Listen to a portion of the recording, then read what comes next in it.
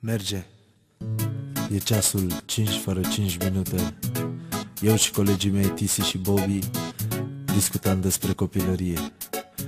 Și din discuție în discuție, uite unde am ajuns și ce-am creat.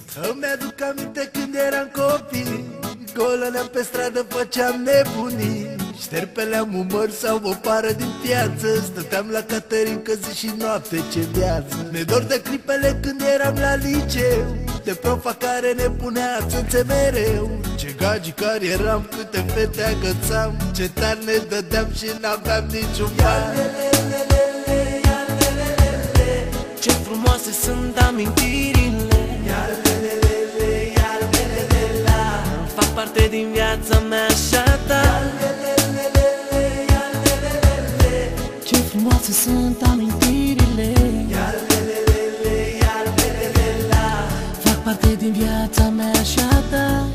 Așa de repede timpul a trecut, mi-e dor de baie-ramurile de demult. Ce-aș mai mânca pâine turcească încă o dată, să fiu din nou la prima dragoste cu o fată. A sta din nou pe gard în fața blocului, de o miuță cred că e dor oricui. Mă striga mama, nu vroiam să intru în casă, am fost cu toți copii și-am dus o viață frumoasă.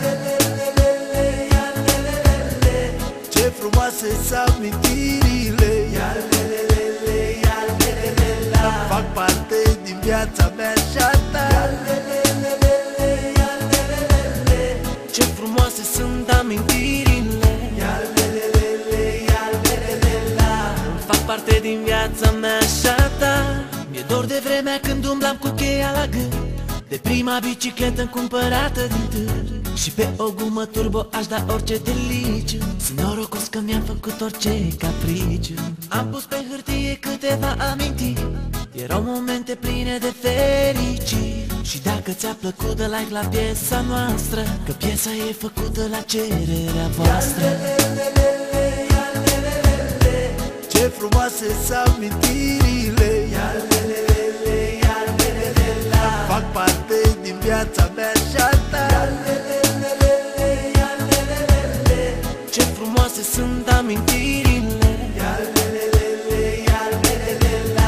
fac parte din viața mea și a ta.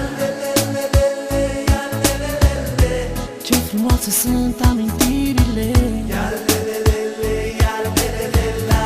fac parte din viața mea și a ta.